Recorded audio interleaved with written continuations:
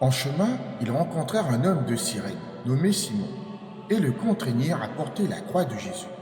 Arrivés au lieu nommé Golgotha, lieu du crâne, ils lui présentèrent du vin mêlé de fiel. Mais lorsqu'il le goûta, il refusa de le boire. Après l'avoir crucifié, ils se partagèrent ses vêtements en tirant au sort, accomplissant ainsi la prophétie.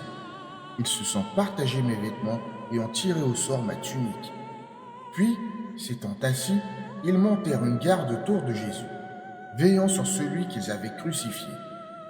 Au-dessus de sa tête, ils fixèrent l'écriteau indiquant le motif de sa condamnation.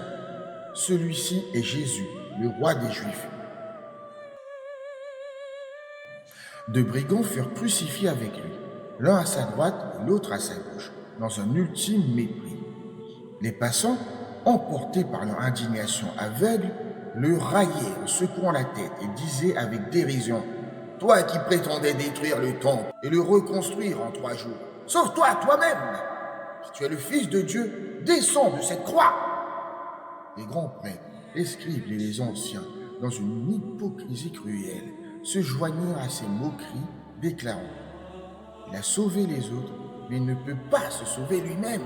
S'il est le roi d'Israël, qu'il descende maintenant de la croix, et nous croirons en lui. » Ils s'en est remis à Yahweh. Que Yahweh le délivre à présent, s'il prend plaisir en lui. N'a-t-il pas dit: « Je suis le Fils de Dieu » ? Même les brigands crucifiés à ses côtés le couvraient d'insultes, unis dans le mépris malgré leur propre supplice. Dès la 6e heure, des ténèbres surnaturelles enveloppèrent toute la terre, jusqu'à la 9e heure, comme si la création elle-même était en deuil. Et vers la 9e heure, Jésus cria d'une voix déchirante: « Élie, Élie, lama sabachthani » ce qui signifie: « Mon Dieu, pourquoi m'as-tu abandonné ?» Certains des témoins, confondant ces paroles, murmurèrent: « Il appelle Élie ?»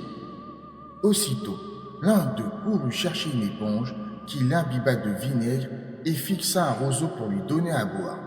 Mais les autres dirent avec impatience: « Laisse, voyons si Élie viendra le sauver. » Jésus poussa alors un dernier grand cri et rendit l'esprit, un acte ultime de soumission et de sacrifice. Et voici, à cet instant, le voile du temple se déchira en deux, du haut en bas, dévoilant le Saint des Saints, comme pour proclamer l'accès désormais ouvert à Yahweh. La terre trembla avec violence, les rochers se fondirent, un frisson surnaturel parcourut la création. Les sépulcres s'ouvrirent et de nombreux corps des saints qui étaient morts ressuscitèrent.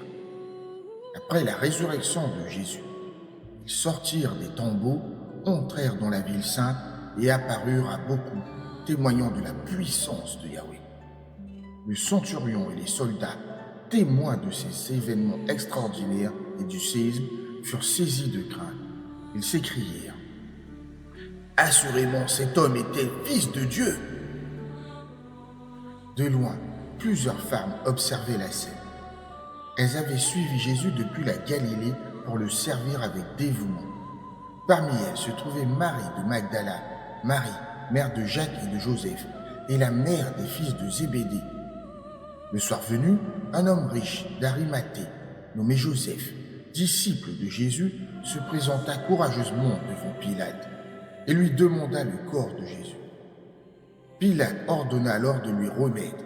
Joseph prit le corps avec soin, l'enveloppa dans un linceul immaculé et le déposa dans un sépulcre neuf qu'il s'était fait tailler dans la roche. Après avoir roulé une grande pierre à l'entrée du tombeau, il s'en alla dans une silencieuse douleur. Marie de Magdala et l'autre Marie étaient là, assises face au sépulcre, gardant une vigie empreinte de désespoir, de dévotion. Le lendemain, au jour qui suivait la préparation, les grands prêtres et les pharisiens se rendirent ensemble auprès de Pilate et lui dirent: « Seigneur, nous nous souvenons que cet imposteur a déclaré, lorsqu'il vivait encore: « Après 3 jours, je ressusciterai. » Ordonne donc que le sépulcre soit gardé avec vigilance jusqu'au troisième jour, de peur que ses disciples ne viennent dérober son corps et ne disent au peuple: il est ressuscité d'entre les morts. Cette dernière imposture serait pire que la première. Pilate répondit: prenez une garde et assurez-vous de la sécurité du tombeau comme vous l'entendez. Ils partirent donc, scellèrent la pierre du sépulcre et placèrent une garde, comme pour défier le pouvoir de Yahweh.